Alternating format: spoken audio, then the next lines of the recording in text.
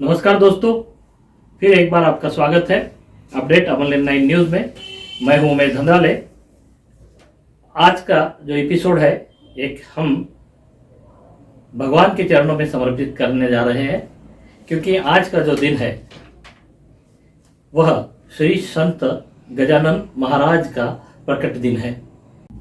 दोस्तों, हमारा प्रयास यही रहा है कि दर्शकों तक कुछ अच्छा पहुंचाए, कुछ ऐसी बातें पहुंचाए जो हमारे आने वाले नस्लों को भी कुछ अच्छा संदेश दे सके।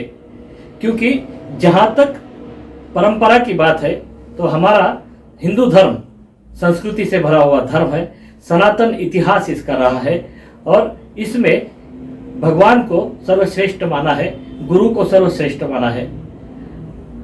जहाँ तक हम बात कर रहे हैं, आज संत गजानन महाराज की प्रकट दिन का दिन है। आज के दिन ही माघ, मराठी में माघ महीना बोलते हैं और अंग्रेजी में इसे फरवरी बोलते हैं। तो आज ही के दिन वद्य सप्तमी यानी कि आज की जो तारीख है 23 फरवरी, संत गजानन महाराज शेगांव में प्रकट हुए थे। दोस्तों, शेगांव यह एक ऐसा गांव है जो विदर्भ के बुल्ढाना जिले में बसा हुआ है। एक छोटा से गांव में भगवान का वास्तव्य रहा है, क्योंकि संत गजानन महाराज को भगवान का रूप, भगवान का स्वरूप ही माना जाता था। तो कुल 1878 में संत गजानन महाराज शेगांव में प्रकट हुए। शुरुआती तौर पर जब इन्हें पहली बार देखा गया तो यह दोस्तों पहली बार संत गजानन महाराज को देवीदास पातुरकर नामक आदमी के घर के सामने पड़े हुए झूठे भोजन पात्र में से भोजन खाते हुए पाया गया और गौमाता और मवेशियों के लिए रखा हुआ पानी पीते हुए देखा गया। सबसे पहली बार बंकटलाल अग्रवाल इनकी दृष्टि में संत गजानन महाराज पड़े और तब से लेकर उनके अंतिम समय, मतलब जब उन्होंने अपना देहत्याग किया, समाधि ली, वह 1910 तक उन्होंने शेगांव में ही अपना वास्तव्य रखा। दोस्तों, कुछ ऐसी कहानियां शेगांव से जुड़ी हुई है कि हम आज भी वहां माथा टेकने जाना चाहेंगे। तो भुसावल से अकोला जाने वाली लाइन पर यह शेगांव है और शेगांव का पहला नाम था शेवगांव। इसे शिवगांव भी कहा जाता था। शुरुआती तौर पर इसे शिवगांव के नाम से जाना जाता था, लेकिन बाद में इसका नाम कुछ इस कदर बदला कि इसे शेगांव के नाम से जाना जाता है। शेगांव एक ऐसी पावन भूमि है जहां संत गजानन महाराज का वास्तव्य रहा है 1878 से लेकर 1910 तक। और इस दौरान कुछ ऐसी लीलाएं सामने आई है कि कई लोगों को यह चमत्कार इसे मानते थे, क्योंकि भगवान की भक्ति में लीन भक्तों को कुछ इस कदर के अनुभव आते थे कि लोग इसे चमत्कार मानने लग गए थे। दोस्तों, लोगों के कल्याण के लिए, खासकर भक्तों के कल्याण के लिए प्रकट हुए संत गजानन महाराज की यह दास्तां हम कुछ छोटी मात्रा में आप तक पहुंचाएंगे, क्योंकि पूरा इतिहास अगर जानना है तो हमें कम से कम इसके 4 या 5 एपिसोड बनाने होंगे। तो दोस्तों, हम कुछ ऐसी जो महत्वपूर्ण बातें इसमें है वही दर्शकों तक पहुंचाएंगे, क्योंकि जिस तरह से संत गजानन महाराज का नाम है तो शायद ही कोई मराठी आदमी महाराष्ट्र में ऐसा होगा कि जो संत गजानन महाराज का इतिहास या पूर्व इतिहास नहीं जानता हो।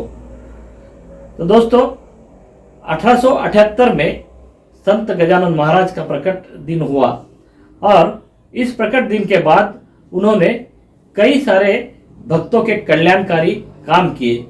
कई लोगों की बीमारियां, जो दुर्धर बीमारियां कही जा सकती थी, उन्हें अच्छा किया, उन्हें मौत के मुंह से निकाला। गजानन महाराज की कई ऐसी कहानियां सामने आई है क्योंकि उन्होंने जो जानवर जिसे हम बोलते हैं, चाहे वो अश्व हो, कुत्ते हो या कुछ और अन्य जानवर हो। इन्हें वश में कर कर उन्होंने बताया कि हर कण कण में भगवान बसे हुए हैं, हर वह जीव जो जीवित है उसमें भगवान का अंश होता है। तो दोस्तों आगे चलकर इस शेगांव का महत्व कुछ इस कदर बढ़ा कि आज यहाँ पर कुल 700 रूम्स है और तकरीबन 5000 बेड्स की व्यवस्था है लोगों के लिए, क्योंकि भाविकों की संख्या इतनी बड़ी मात्रा में होती है कि यहाँ रोजाना काफ़ी बड़ी मात्रा में जो व्यापार करते हैं वो भी बढ़ा है, जिससे लोगों को रोजगार भी मिला है। तो दोस्तों यहाँ जो सेवेकरी है, जो भगवान की सेवा में अपना कुछ समय समर्पित करना चाहते हैं, ऐसे कई सेवेकरी है जो अच्छे से सभी भाविकों की, सभी लोगों की अच्छे तरह से ध्यान रखते हैं, साफ सफाई की ध्यान रखते हैं। बुल्ढाना जिले में बसा एक गांव विदर्भ का प्रति पंढरपुर भी माना जाता है, क्योंकि यहाँ संत गजानन महाराज ने अपने एक भक्त को साक्षात पांडुरंग, जिसे विठ्ठला भी कहते हैं, उनका दर्शन करवाया था, ऐसा बोला जाता है। शेगांव के खूबसूरती में चार चांद लगाने वाला एक यहाँ आनंद सागर करके इलाका बना है।